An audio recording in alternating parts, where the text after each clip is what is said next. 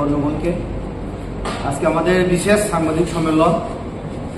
এই সাংবাদিক সম্মেলনে আমাদের মধ্যে রয়েছেন আমাদের যুব সংগঠনের সভাপতি অনারেবল স্যার সুরজ, রয়েছেন আমাদের যুব সংগঠনের general secretary YTF mister James, TSF president mister Sajra, YTF Liton Debbarma. আপনার নাম?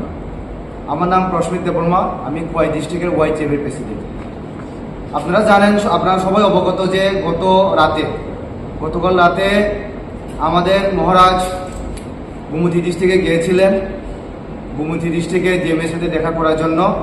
কিন্তু যে গোমতী ডিস্ট্রিক্টের ডিএম তরিৎ কান্তি চাকমা, উনি বুবাগার সাথে দেখা করেননি।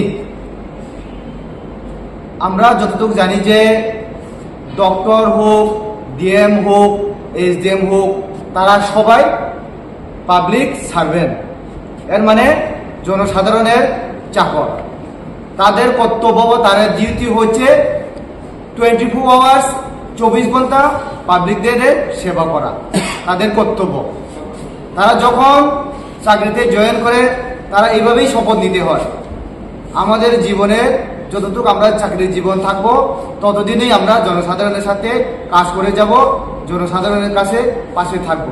কিন্তু কালকে গত রাতে আমরা দেখলাম যে তরুণ কান্তি চাকমা, উনি টোটালি আমাদের বুবাগরা এবং আমাদের টিটিএডিসির সিএম চিফ এক্সিকিউটিভ মেম্বার পূর্ণচন্দ্র দেববর্মা স্যারের সঙ্গে দেখা করেনি। এখানে একটা জিনিস আমি পরিষ্কার বুঝতে পারলাম যে তরুণ কান্তি চাকমা, উনি তার যে দায়িত্ব পালনের কিন্তু অসমর্থন। কারণ যে বুবাগরা যে তার সাথে দেখা করতে যায়, কিন্তু বুবাগরা নিজের জন্য ব্যক্তিগত স্বার্থের জন্য যায়নি। বুবাগরা এখানে গিয়েছিলেন, গোমতী ডিস্ট্রিক্টে কিছু প্রবলেম ছিল সরকারি কাজে, কিন্তু বুবাগরা তাই করছে যে 1 মাস ধরে তার সাথে ফোনে হোক বা যে কোনোভাবে হোক তার সাথে যোগাযোগ করার জন্য, কিন্তু উনি টোটালি কমিউনিকেশন করার সুযোগ দেয়নি আমাদের বুবাগরাকে। কিন্তু এই বিষয় নিয়ে আমাদের ওয়াইটিএফ তরফ থেকে আমরা বিশেষভাবে নিন্দা জানাই তরুণ কান্তি চাকমাকে।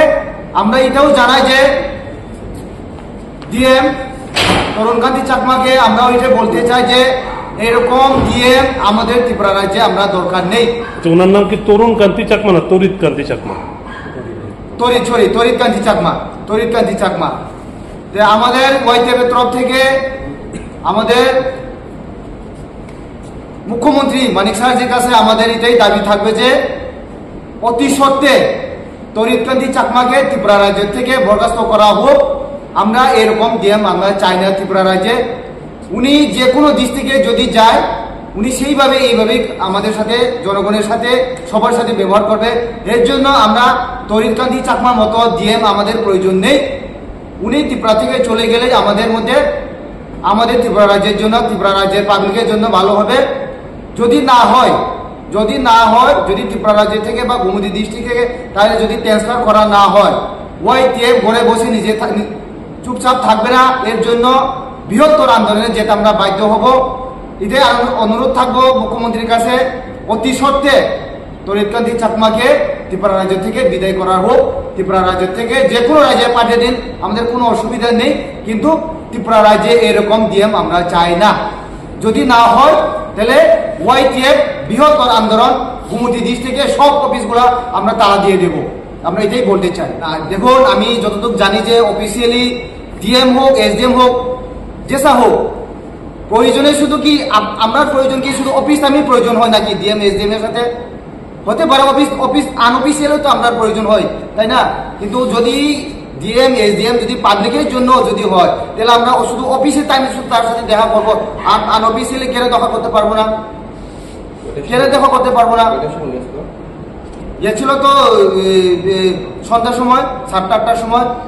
এই সময় তো উনি একদম সারাদিন বেস্ট হয়েছে, একদম ক্লান্ত হয়েছে, শুয়ে গেছে, এমন তো কোনো না। 7টা-8টার সময় তো একদম জিএম কে শোয়া পায় না।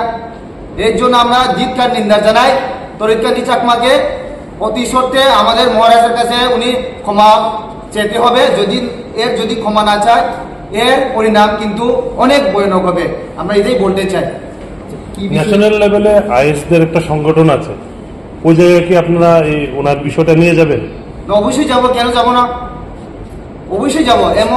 এমন যদি ডিএম যদি হয়, এমন যদি আইএস যদি হয়, কিন্তু এরকম আইএস এরকম ডিএম এটা জনগণের স্বার্থের জন্য না, জনগণের ক্ষতি করার জন্য তারা।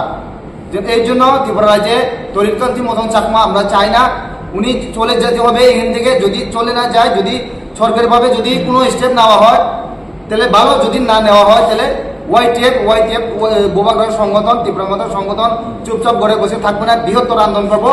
দরকার হলে অনুভূতি কাটিয়ে দিব, আমরা চুপচাপ থাকবো না বাড়িতে বসে।